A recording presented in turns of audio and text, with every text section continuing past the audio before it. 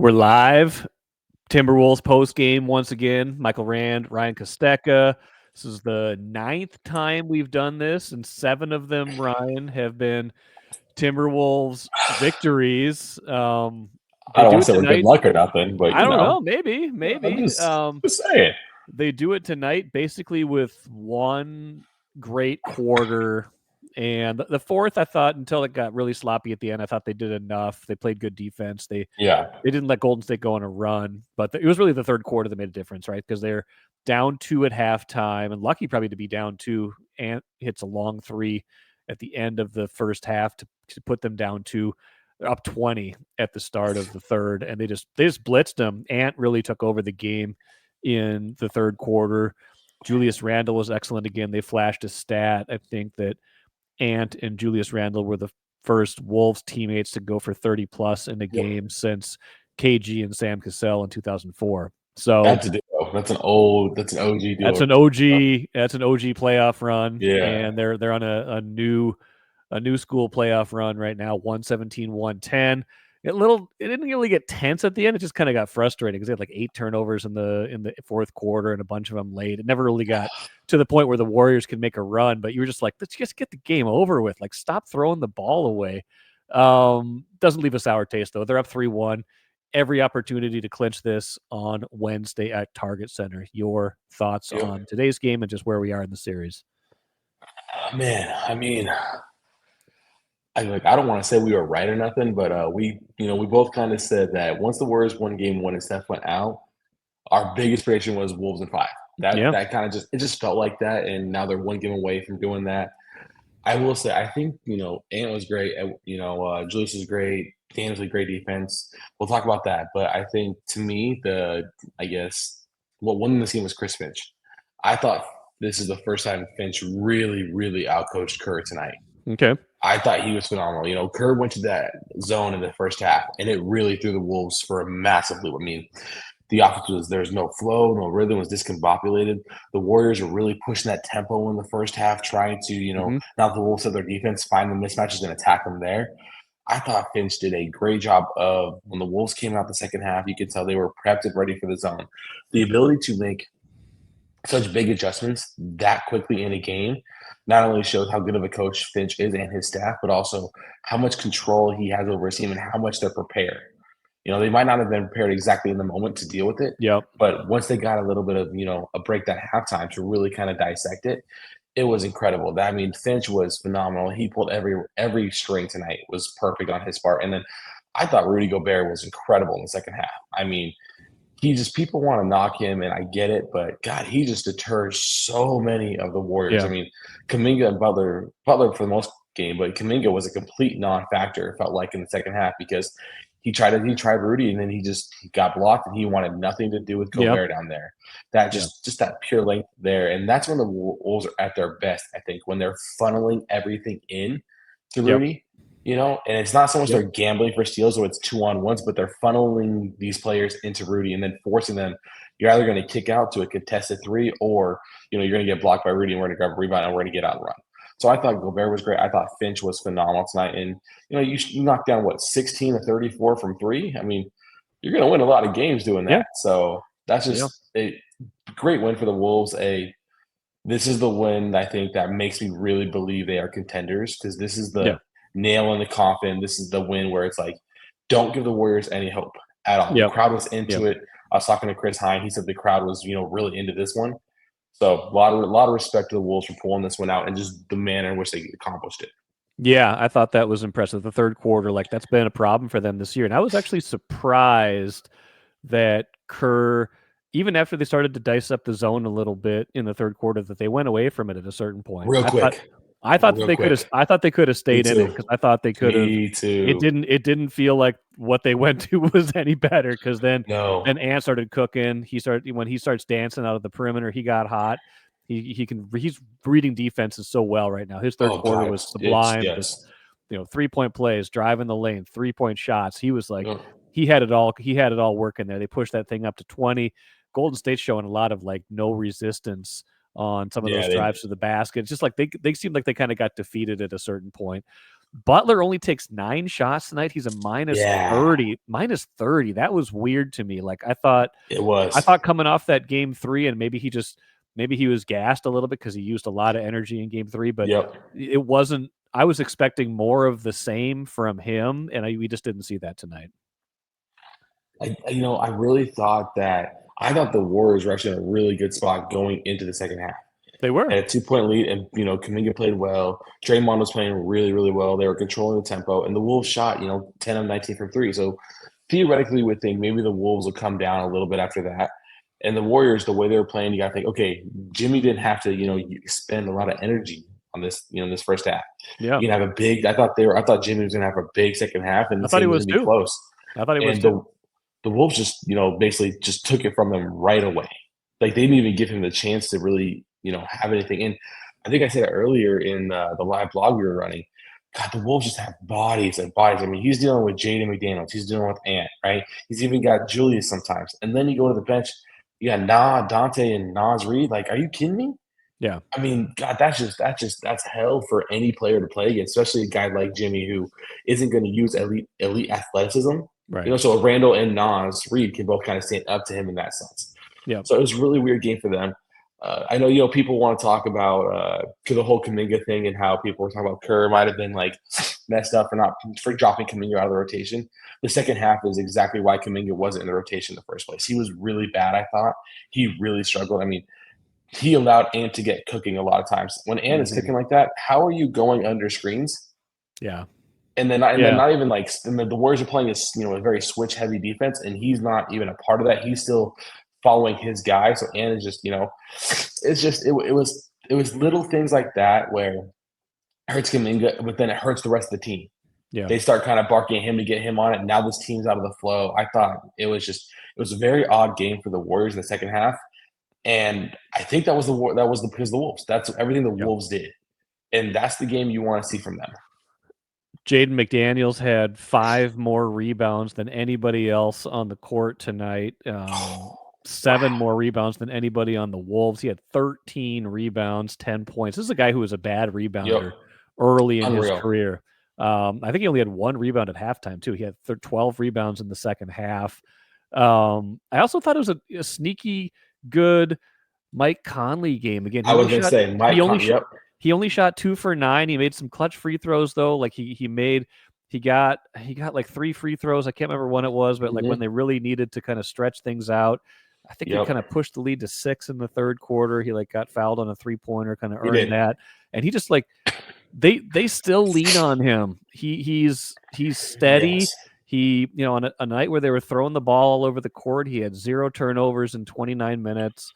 Made all his free throws, had 5 assists, chipped in a few rebounds, 11 points, plus 17, best plus minus on the team. Like, for all of the slander he's taken this season, he's not the same player he was 10 years ago. I don't think he's even the same player he was last year. He's lost half a step from last year, but they still lean on him. They still need his professionalism in some of those moments.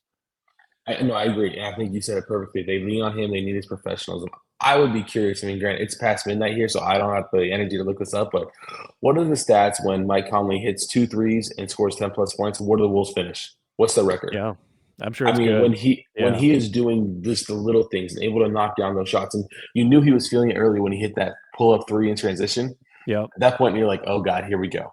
And his ability to space the offense is key, but I think he does such a good job of getting the Wolves in position to attack the defense. Yeah. He'll get everyone set up, and then it's Ant's ball, and Ant knows what to do at that point.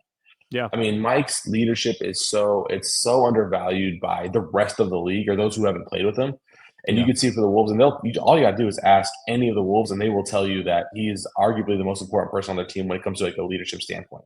Yeah. He is that wily veteran. He calms his team down. He's another coach on the court. I mean, Mike was great tonight. And when he plays like that and Rudy plays like he did, this Wolves team is really, really tough to handle. It was just, I thought you calling out Mike was just like, that's a great call. That's exactly what happened, and he deserves his kudos and his flowers for this evening. I think I'm counting it up right now. I think they were 30-9 this season when he made at least 2 threes.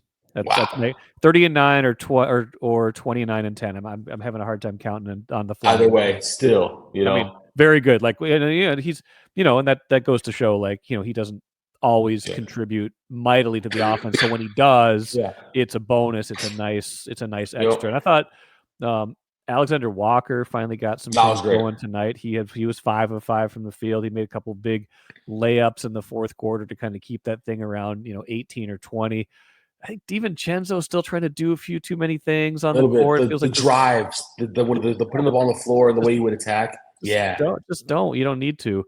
But the guys that are, on any given night, Randall was fantastic again, 31 points. On any given night, as long as Edwards and Randall are doing what they did tonight, and you get enough, complementary players, you can have Nasrid go for 5 points and it doesn't matter because you've got enough from everybody else. You still score 117. You still got the defense. So they're built well right now. They're playing well right now. The last few minutes were a little bit just confusing, but it kept us up at least. Yeah, it was. Yeah, it added like 10 minutes to that game. It added 5 years to people's lives, I think, because they're like, they keep looking at the scoreboard, like, man, if they make a 3 here, it's like 8 points with a minute and a half left, and it's like they never quite got that one shot that made you super worried if you're a Wolves fan. But it was a little bit concerning. Now, now you get Steph reevaluated on Wednesday.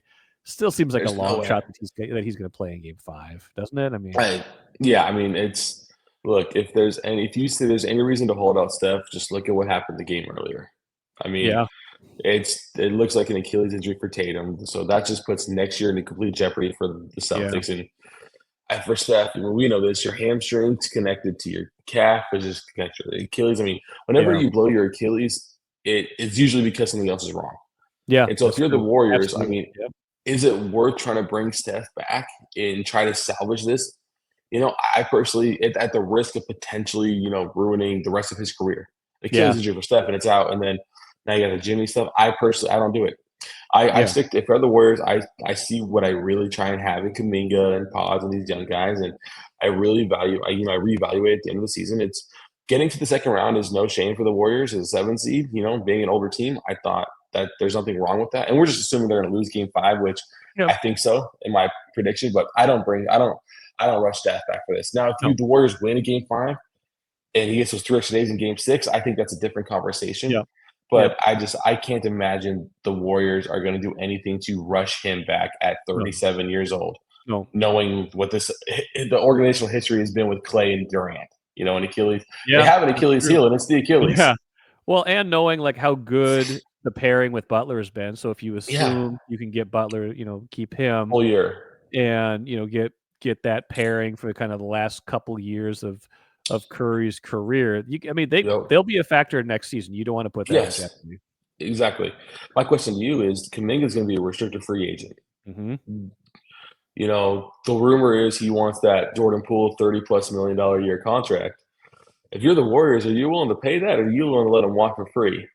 I think he walks for free. I don't think that's my take also. This is kind of like I think the Wild are kind of going through the same question with Marco Rossi. With Marco Rossi, a guy who the numbers look good, but for whatever reason the play style just doesn't look the way they want it to, and I don't know if he's going to survive restricted free agency with them. I think he might wind up somewhere else. I don't think Kuminga's that kind of player. I think he goes somewhere else. Maybe you could use his salary in a sign and trade if you could work that out, but aside from that, I don't know. I don't see him as that guy. He's never quite been that guy. He's a good scorer, a little too one-dimensional. He doesn't quite make enough threes either to make you think there's no left hand dribbling. There's not enough there to make me think he's worth that. So I think his days here are numbered probably with Golden State. I agree. I do want to shout out McDaniels again tonight. So he had 3 fouls. He picked up that third foul with like 1.7 seconds left in the first half, and that can just be a demoralizing foul for you mentally and emotionally. Yeah. And in the first possession of the second half, Draymond Green gets the ball in the wing, and he immediately goes in McDaniels' chest.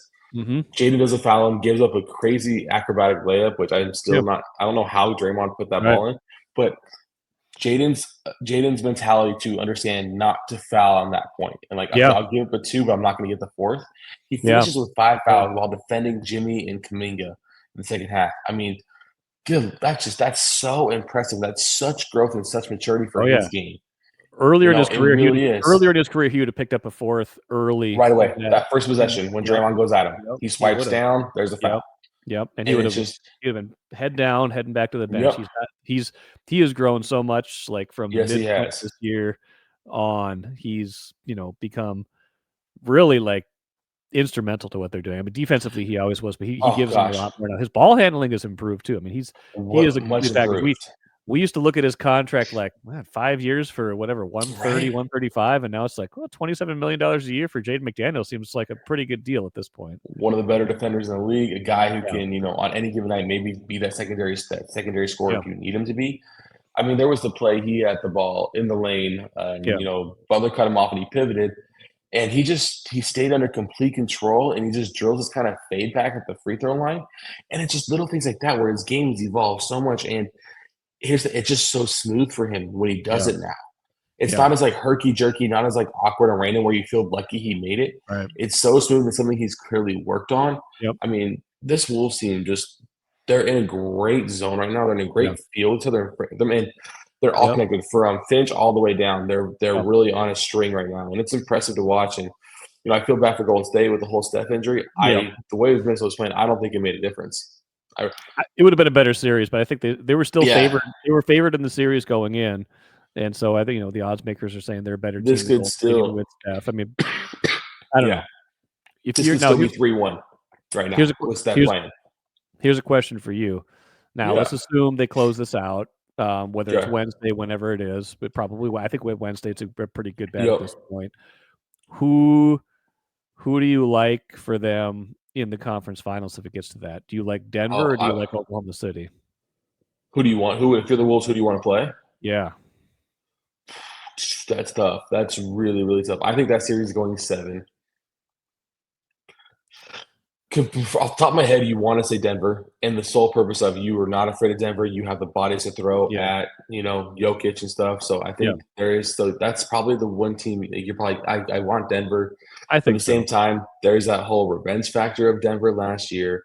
You're playing arguably the best player, at least in my opinion, the best player in the world, a seasoned veteran, experienced team who you might win these clutch games, with Steph out and stuff, but that's a team that is winning the clutch there. Like Aaron Gordon's won like 3 games by himself. Aaron Gordon looks incredible right now. Jamal Murray's always can get loose and cook a little bit. Denver's not very deep at all. They're 60, so you got the depth there. But Denver makes the most sense. But also at the same time, I kind of think OKC might actually be a better matchup for the Wolves in the sense they're very similar teams. The Wolves are playing at a higher level. And I think Dagnall is kind of struggling in this postseason. We've seen it a little bit. They were happy to win Game 4. Right? They were happy to win Game 4. Lucky to win the Game 3. And Jalen Williams had that one good game, but he's largely disappeared a lot. And I just think their lack of experience is really catching up to them. Yeah. That series should be 3-1, if not 4-0 OKC. It shouldn't really be close. No. And now it's 2-2 going, it's insane. So, part of me, thinks Denver, obviously, but if it's OKC, you're kind of salivating also knowing that we've been here before. We're in a much better rhythm than these guys are. We'll be fresher than these teams are, than this team is. Potentially, yeah. And the Wolves know that in the last 5 minutes of a game in a close score, they got a guy who can get a bucket in Ant. They got multiple shooters who can knock it down. The Thunder don't have that. We've seen Shea. Shea's been so hot and cold in the clutch lately. So you can't sure. And then even then, Shea's got to deal with Ant or Jaden at the same time. He's got to deal with his cousin for all we know. I mean, if you're the Wolves right now, your sole focus is Game 5. After that, I don't think you care. The only thing you're rooting for is 7 games. Right, and I think that's all Well, the narrative of the Western Conference was that Oklahoma City was so far above everybody else. They still are from a regular season standpoint, but they've shown where they're vulnerable in this Denver series. I mean, they blew through the first round, obviously through Memphis, but they've shown some vulnerability here. I still think they would be the favorites in that series. I don't know how Denver and the Wolves would be such a toss-up series. I think Oklahoma City would still be a reasonable favorite against the Wolves, but listen, the Wolves got a chance to get to the finals. They really do. They've got a chance this year. Yes. They've got a chance, and at that point, it's wide open because it could be Indiana, New York in the East. I mean, could you imagine Indiana, New York, and then it's like Wolves and OKC or Wolves and Denver? It'd be like it's a very legit chance for them this year. There's not a team that they're afraid of. They're can make an argument they're the best team left standing as of right now, just based on what you've seen in the postseasons to this point. Yeah. You can argue a legitimate argument can be made. I think Indiana maybe has a other kind of They're on a roll. Yeah. argument there, but I mean, it's just this is unreal by the Wolves, and they're just getting better. Yeah. They're getting more comfortable. You know, it feels like they haven't really peaked yet. No. I mean, they were very when it came to a high scoring game, you could tell the Wolves were stoked. So like, this is a high scoring game. Let's go. Like, you're not going to keep up with us for 4 quarters scoring the ball. Well, remember they finished the regular season on a 17-4 run, and now it's 7-2. So that's 24 of their last 30 that they've won. They're cooking right now. We'll see if they can keep it going on Wednesday back at Target Center. We will do this again. Yes, we will. Ryan, awesome. Let's do this, man. We'll see you then. Sounds good.